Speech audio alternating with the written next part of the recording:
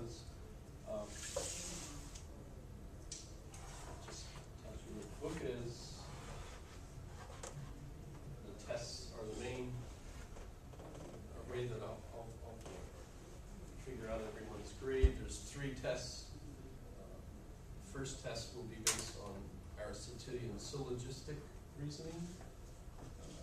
So that's begins roughly chapter 6. So a lot of the early discussions are kind of preparatory to what we'll be doing in logic, but Aristotelian syllogisms will be the first test. So to get into the syllogisms and to see how we do with them, and then we can take that test, and that's test 1. Test 2 is based on the symbolic logic systems that we have, modern logic symbolic systems. Especially fun if you're into computers, computer languages, and things of that sort. And then the third test is actually, I'll have it posted early, and it won't be an in-class final. You can just email it to me, but it'll be based on inductive reasoning, some basic generalizations about that. So not really a very strict last test, not a cumulative final at all.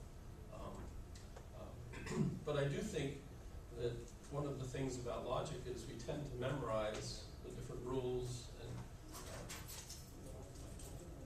systems as we do them, because it's a tool for us to use in everyday thought. So when we try to figure out what logic is, no one really knows. In fact, they're all in agreement that we don't really agree on what logic is.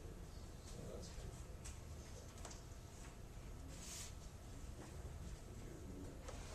One of the typical things that I love explaining about philosophy courses and how difficult it is to evaluate philosophy courses or liberal arts courses in general is that if you begin a typical course and you figure you're going to learn something from that course, so that you know more when you leave the course than you did when you started. Liberal arts philosophy especially works just the opposite. You come into the class thinking that you know something, and we try to confuse the heck out of you so that by the time you're finished, you feel like you know less.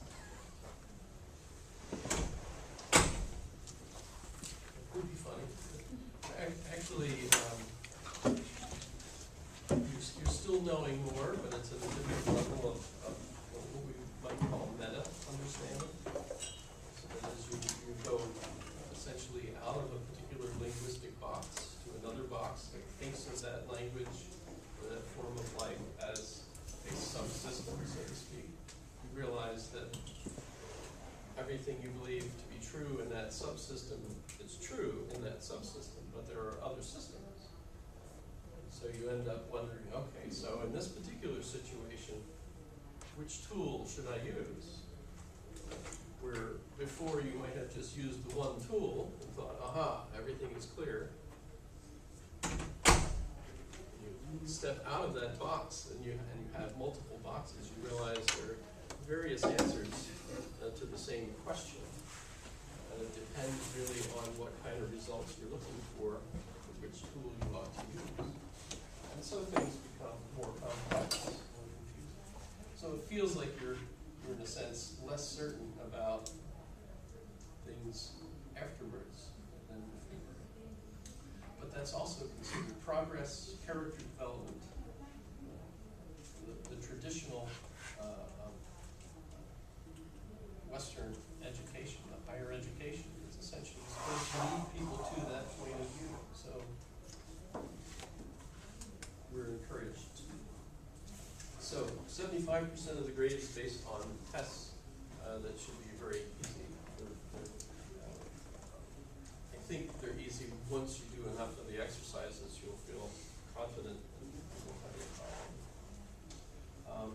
And then I'm also going to ask questions, what we might call quizzes, but they're mostly your responses to what we are going to talk about in class. And those, I might have to update my quiz page on this, will be via email. So instead of doing class, you could certainly write down whatever you're thinking during the class, but what I'd prefer you to do is email me your responses to the daily quiz question.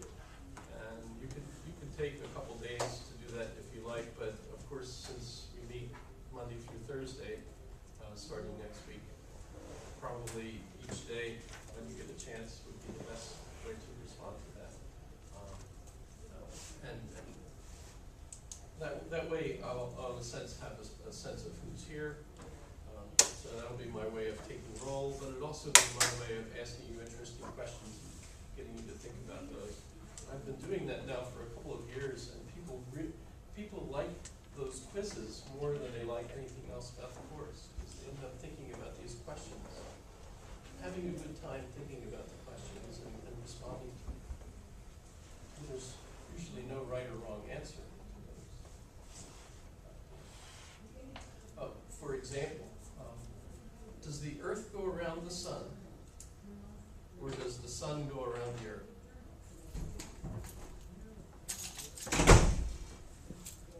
Folks want to take a guess. Sun goes around the Earth. Absolutely sure. Positive. I love this question. Some of us prefer the geocentric. Well, here's my puzzle. Because if it's true that the Earth goes around the sun, isn't it also true that the sun goes around the Earth? Don't they both have to be true for either one of them to be true?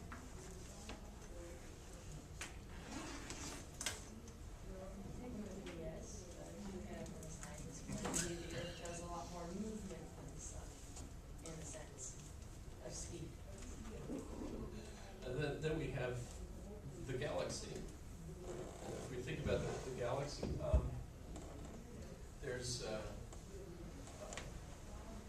the sun moves around the center of the galaxy. So if you figure that the sun is moving this way,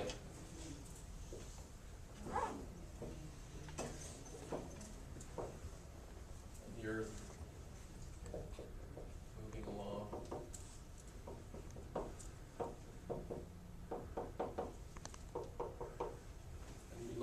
At this model, plus throw in all the other planets, the moons, etc. You end up with kind of, that's just really a cheap way to, right? So actually neither are going around one another.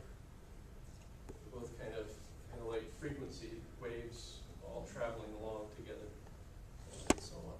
So that's another